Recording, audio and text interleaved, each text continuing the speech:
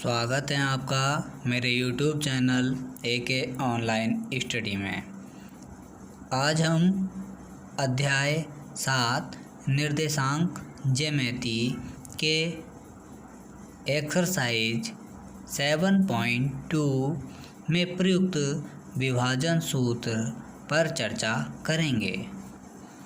इससे पहले हम दो बिंदुओं के बीच की दूरी ज्ञात करने के लिए दूरी सूत्र का प्रयोग कर चुके हैं।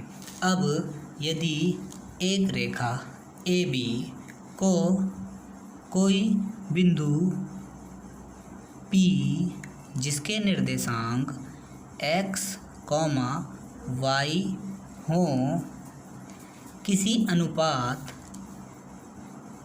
m1 m2 में विभाजित करता है। बिंदु A के निर्देशांक x1, y1, बिंदु B के निर्देशांक x2, y2 हों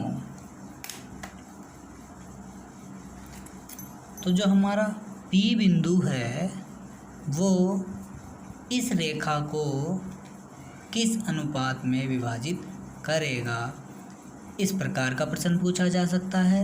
या फिर इस बिंदु P के निर्देशांक यानी x और y को पूछा जा सकता है। इसे ज्ञात करने के लिए एक रेखा इधर और एक रेखा इधर ड्रॉ कर लेते हैं। अब बिंदु x के निर्देशांक m1 की गुणा x2 से m1 x2 बीच में चिन्ह प्लस, इसी प्रकार m2 की गुणा x1 से m2 की x1 से अपॉन m1 प्लस m2। इसी प्रकार बिंदु y के लिए m2 की गुणा y1 से m2 की गुणा y1 से बीच में चिन्ह प्लस m1 की गुणा x y2 से, तो m1 की गुणा y2 से अपॉन m1 प्लस m2। अब यदि दोनों बिंदु P AB को बिंदु P विभाजित करता है, इसलिए विभाजन बिंदु P के निर्देशांक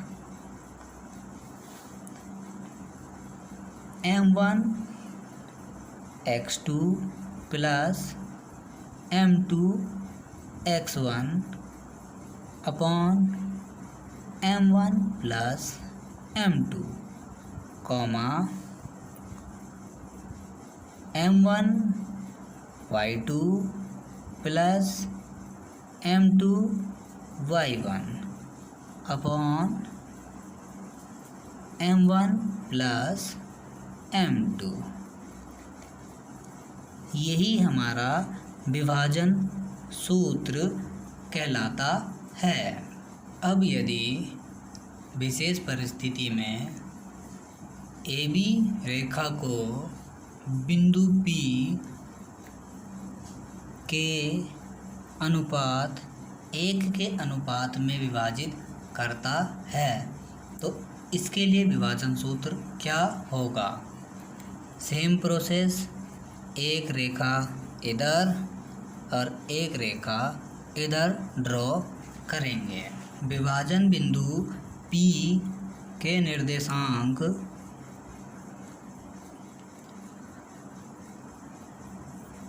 k की गुणा x2 से k की गुणा x2 प्लस 1 की गुणा x1 यानी कि 1 बट्टे के प्लस 1 कॉमा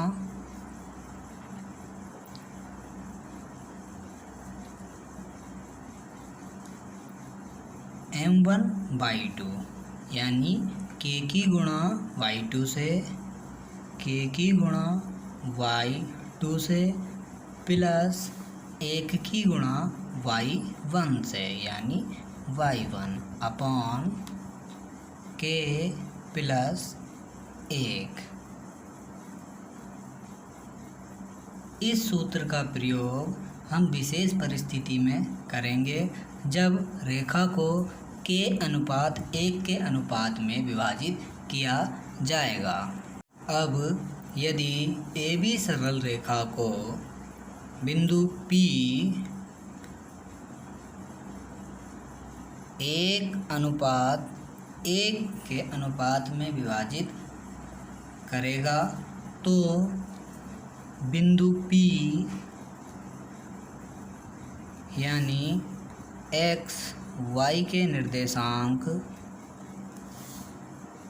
फिर से वही एक रेखा इधर ड्रॉ, एक रेखा इधर ड्रॉ,